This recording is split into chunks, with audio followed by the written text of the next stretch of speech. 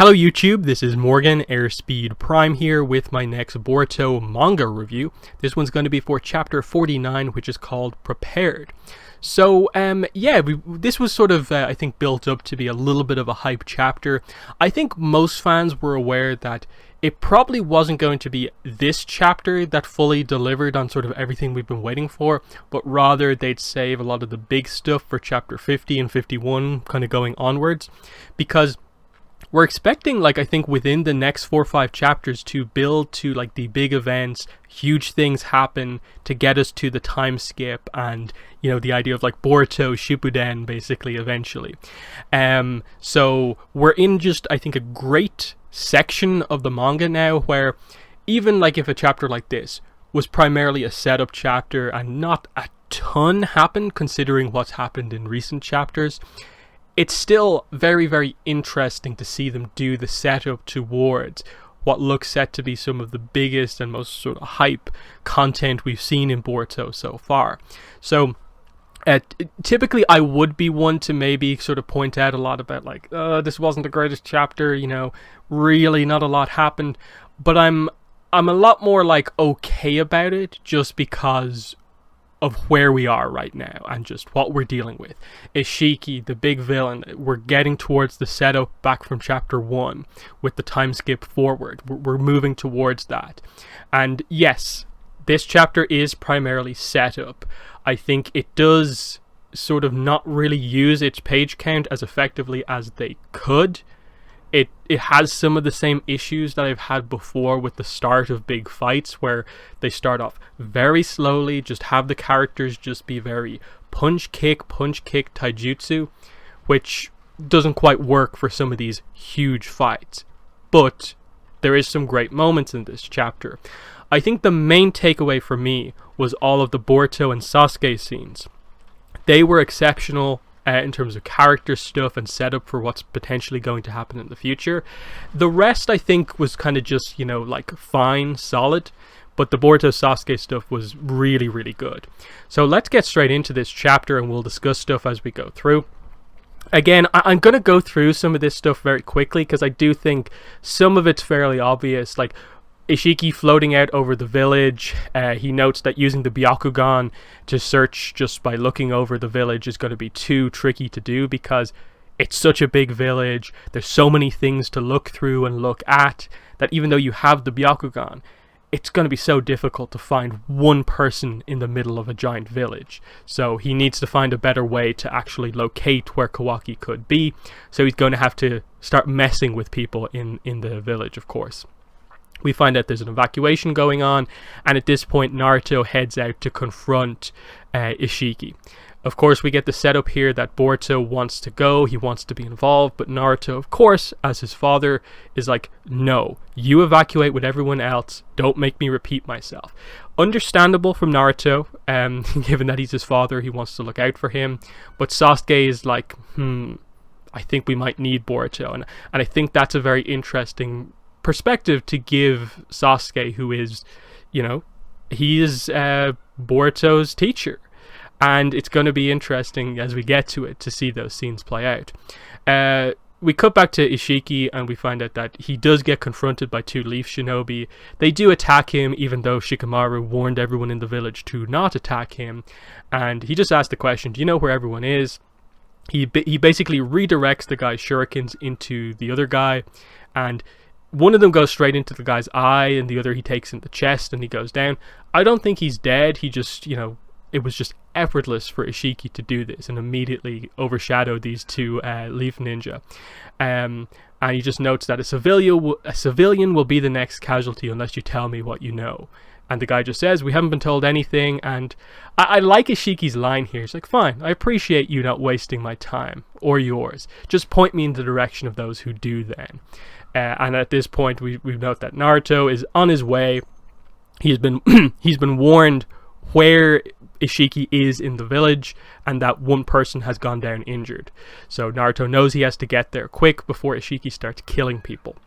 The next page is quite important, actually, in that they cover, okay, we need to protect Kawaki, and we also need to protect Amado. Because now that Isshiki is aware that Amado has betrayed him, he's going to be out to take out Amado. And then we know he has to get to Kawaki to implant the karma mark in him so he can survive past the next couple of days. That's the situation of the plot that we're dealing with in the story. So this page here is actually most of the plot in a way of the chapter, even though it is just one page. The main thing that they cover here is that, oh, you want to hide me underground? That doesn't seem like a great idea since he has the Byakugan. Won't we stand out by being the only people underground, given that he has the Byakugan? And Sai is just like, thanks for the warning, but the facility is well protected against such abilities, so no worries. And Amado agrees to go underground as well. So that's the setup. Amado, Kawaki, and Sai are going to be the ones, I suppose, together in hiding while all this is happening. And just before Sasuke heads out to join Naruto, he realizes he needs to talk to Boruto about something. And this is the big setup for in my mind, the best part of the chapter. So at this point is when Isshiki and Naruto finally meet within the chapter. He's like, the Hokage, what are you doing here?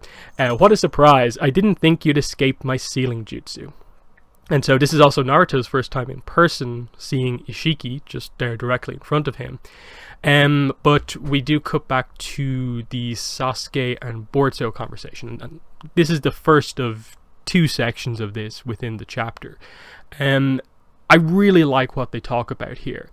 Sasuke is just very honest with Boruto here. I don't think Naruto and me are going to be enough to take him down. We couldn't make a dent the last time we fought him. And that's the reality of the situation.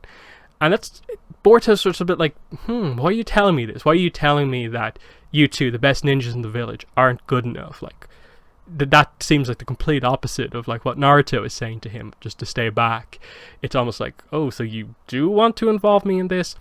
So Boruto looks down at his karma mark, and Sasuke continues. I heard about what happened during the battle against Boro. Sarada said you underwent a change and took him down using incredible power.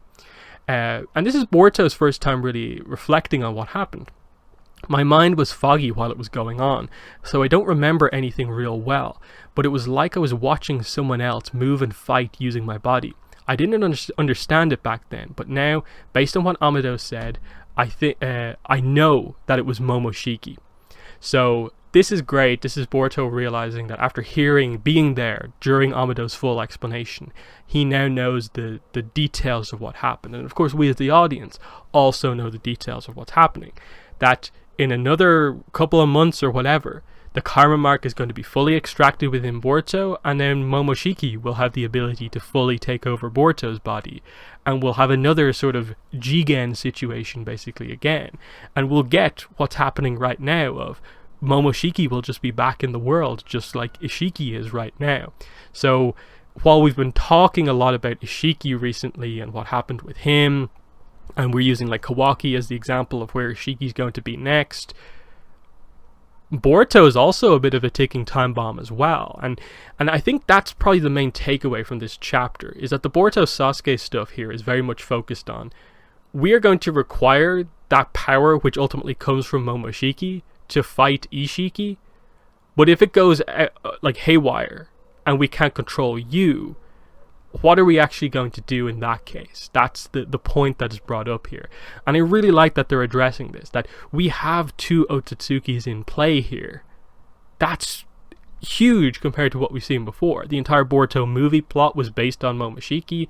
The entire series, for the most part, has been about how to deal with Isshiki, the leader of the Kara organization, and now they're both sort of back in play. There's a lot going on here, depending on what way they go with it. But anyway, Boruto continues and says, by the time I came to, Boro had been blown to bits already. It was totally insane power. If I could only control it. Sasuke says, the karma's extraction has probably progressed quite far, which also means you may be starting to not be yourself. And this is a very interesting and sort of emotional speech here from Boruto. The thought of dying in battle scares me, but I'm still prepared for it, like every other ninja. It's just, if my body gets taken over and I stop being myself, I don't know, what I might do to everyone. That scares me even more. And I like the last little panel there from Sasuke, just sort of noting Boruto's sort of more mature reflection on the situation that he's in, that he's thinking about these topics. He doesn't want to get involved in the fight just because it's Boruto. He wants to be involved in everything. No, he realizes that this power sort of does offer him the ability to actually play a role in this, but that he has his own fears about that as well. He now better understands what is happening to him, and that if he does help out, and even if they do defeat Isshiki with Momoshiki's sort of powers help, what if he then becomes the threat? What if Boruto then becomes the one to start like wrecking the village? What then? And I really like that setup, like at the midway point of the chapter here. So again, Isshiki and Naruto just kind of go back and forth about this, you know, where is Kawaki? And it's like, forget about him, let's pick up where we left off. And so Isshiki just starts destroying stuff. He looks at stuff, makes it shrink to destroy it to a degree. And Naruto's just like, I have to stop him from destroying the village here. This is going to limit the way the fight can play out.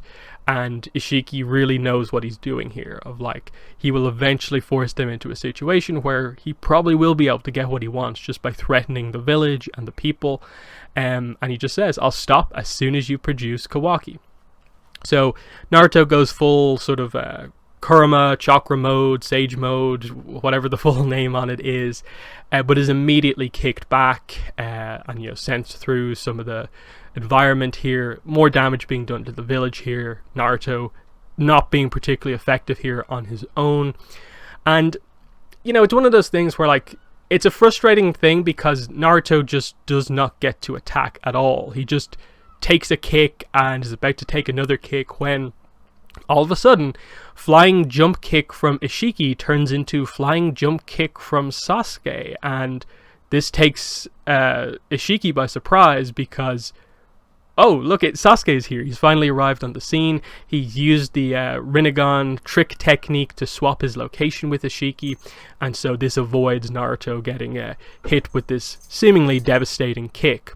So that's a clever move, and he just notes that, annoying Rinnegan, that this ability here is like the one thing that Isshiki is frustrated by, that the two possess, is that trick ability that, like, pretty much no villain has been able to, like, counter properly, is the switching of places ability that the Rinnegan has. So I like that is being kept up as being one of the really essential techniques that is a way to get an advantage whenever they need to, basically.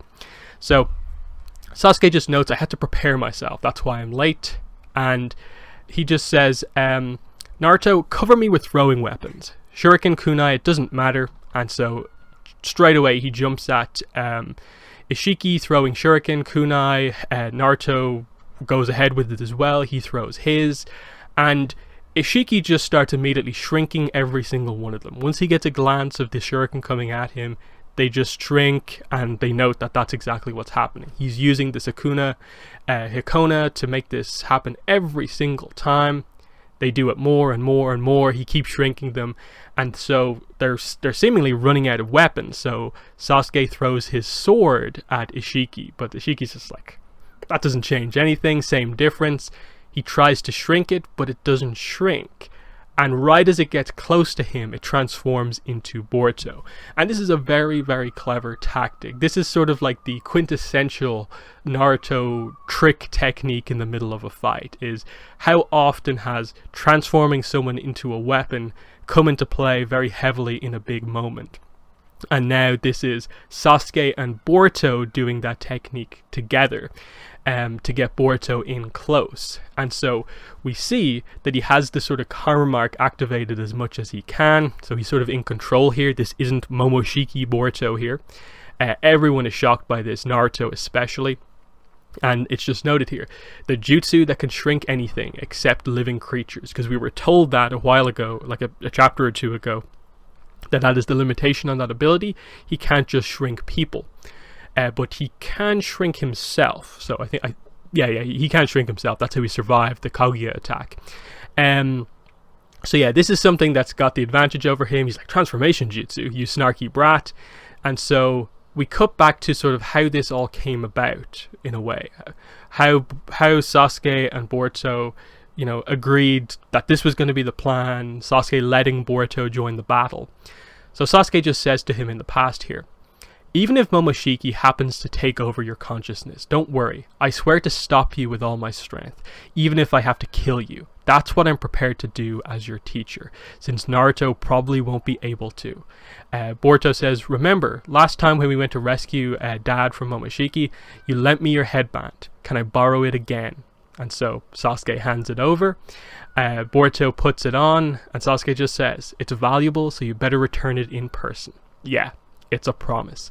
So I really, really like this back and forth here, because it is acknowledging the fact that, yeah, like if they do manage to take out Isshiki and Boruto does become the threat, is Naruto going to be able to fight Momoshiki knowing that it's Boruto sort of at the core, that in killing Momoshiki it would be killing his own son? I don't think he would. And so this is Sasuke taking all of that on himself, being aware that Boruto and this sort of unstable power that he has is probably the only way to defeat Isshiki here. So he will take all of that burden on himself. He will be the one to stop his student here if it comes down to that. And that's a really big setup. This I think is the best setup moment from this chapter.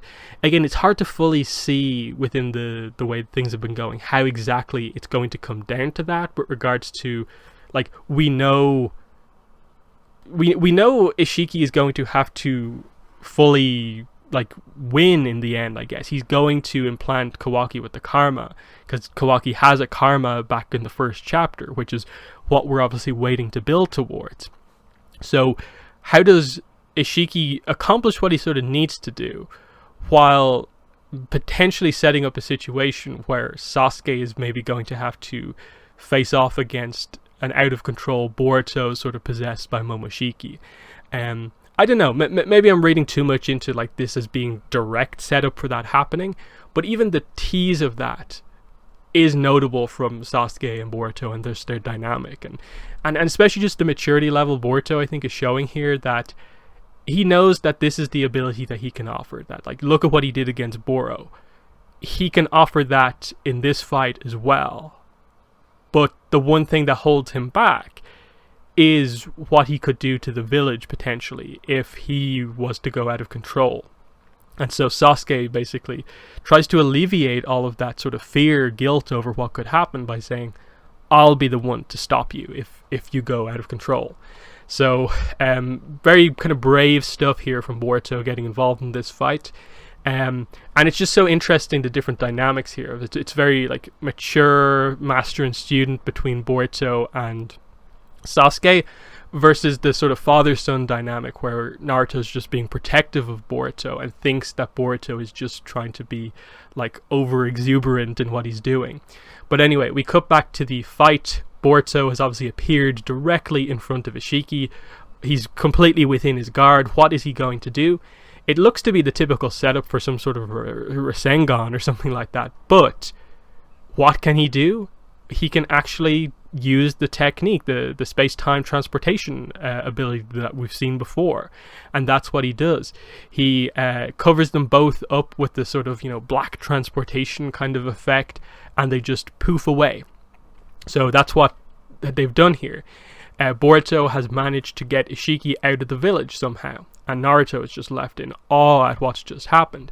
He notes that this is the jutsu that Jigen once used on him, and Sasuke just said, this is what Boruto was prepared to do. Come on, we need to follow his chakra. So then we cut to the last 2 pages of the chapter. We find out where they've gone, and it's just this sort of rocky, mountainous region that they look to be at the side of a cliff sort of here. It doesn't seem to be that they've gone to a different dimension. Because Boruto is the one to activate this jutsu, my guess is that it has to be a location that he is aware of.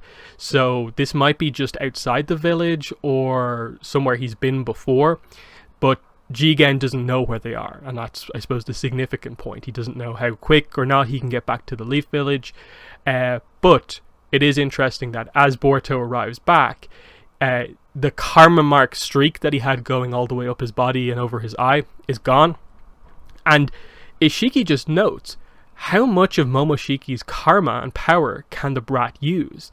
So he's sort of concerned at this, that almost like he's afraid that like if Momoshiki were to fully come out, could he defeat him? Because that's sort of the dynamic that I think they're going for here, is that Isshiki is pretty much at full power, but he's sort of limited by the fact that he knows he can only last like a couple of days because Jigen's body was not good enough to be a proper vessel. So if he has to go all out against one of his clan members, pretty much full power, in Boruto, who I guess is a much better vessel than Jigen, he knows he might waste up his time more quickly, or potentially be even at risk of dying here when he hasn't implanted the karma mark in anyone else. So this is when Naruto and Sasuke come through the portal, because of course Sasuke has this ability as well. So yeah, Naruto's like, "Are you okay?" And Boruto just says, "What do you think? Not bad for doing it without practice, right? You can fight all out here, right?" And Naruto, of course, as his father, "You fool, it could have gone so wrong, but it's worked out for them.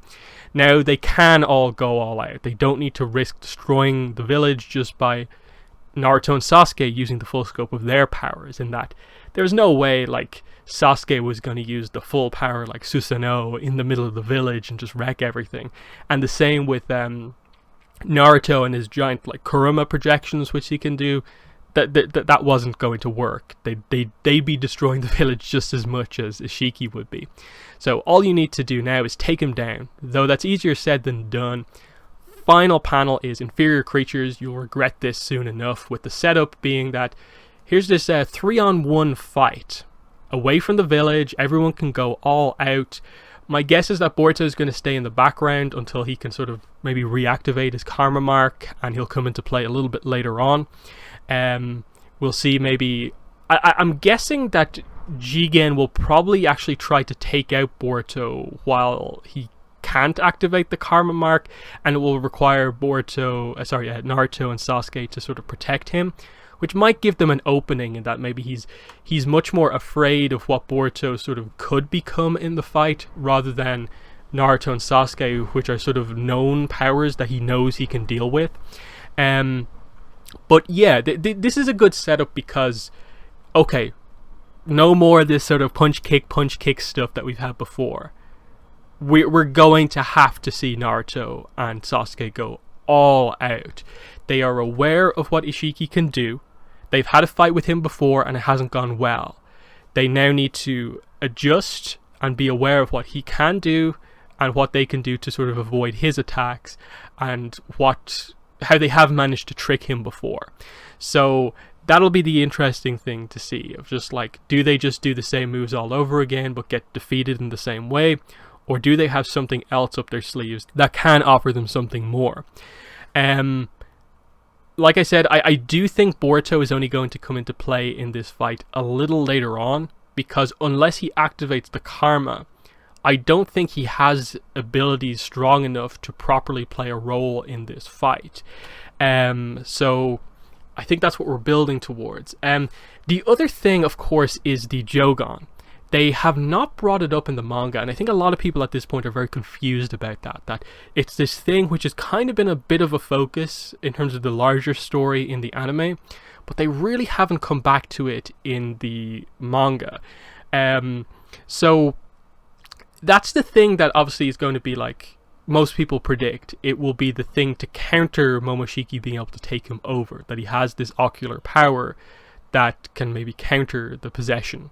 And so that will maybe allow Boruto to use the power of Momoshiki while maintaining control over everything and stopping the extraction from being able to take place fully. But because the manga hasn't come back to it in so long, is that actually going to be a thing? Is now the time for that?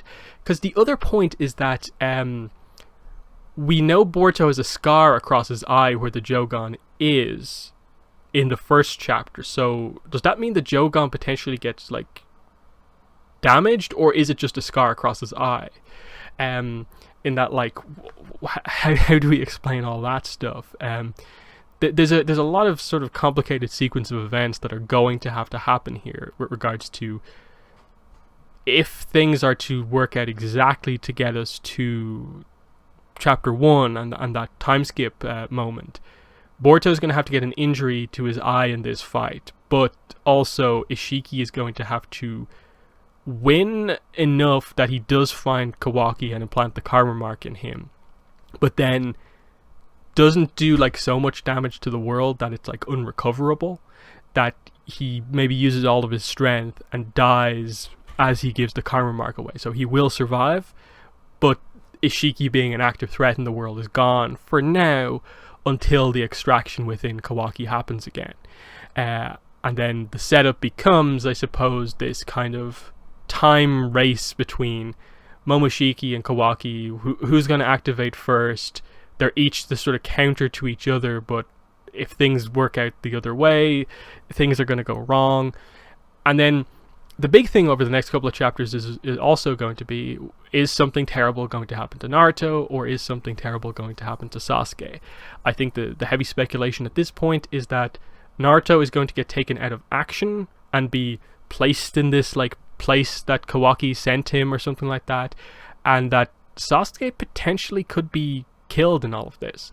And especially given that, like I said, the Sasuke Boruto scenes for me were the best ones within this chapter, I think they almost are setting up that might be the case. Like, what if we get some sort of a situation where the Isshiki gets the karma mark, but is ultimately defeated by Boruto doing something with Momoshiki, but then the threat is that Boruto is sort of unstoppable, controlled by Momoshiki. So Sasuke has to fulfill the promise he made to Boruto and be the one to stop him or take him down. And Sasuke dies, basically sort of quelling Momoshiki within Boruto, so that Boruto is still like alive, but Momoshiki's power has sort of dwindled within him, and it allows at least some time for Boruto to gain control over it or whatever.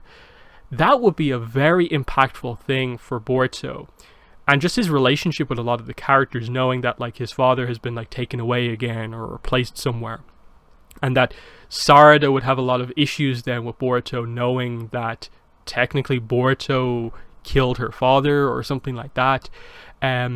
And then knowing how Boruto feels about Sasuke as his mentor, that would be a huge thing for him to have to deal with going forward. But yeah, it's very tricky to fully kind of piece everything together. There's a lot that could happen like either way.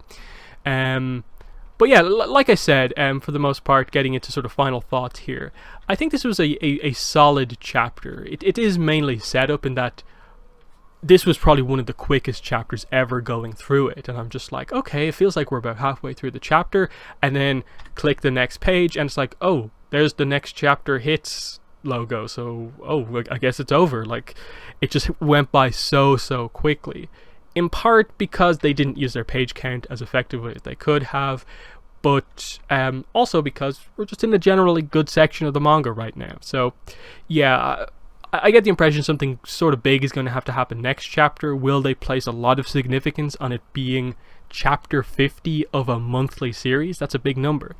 The other thing is that next chapter, September 18th, so we're getting it a little bit early, 2 days earlier than usual. Usually it's always on the 20th of each month. This one just a little bit earlier, so exactly 4 weeks. That's quite good. So yeah, they're my general thoughts on the chapter. I think this arc, this kind of final battle before we get into, I suppose, Boruto Shippuden, the time skip, it's building up quite nicely, but the big chapters I think are still to come. So in the comments, let me know what your thoughts are on this chapter, what I had to say about it. But that has been the video. Thanks for watching, and bye.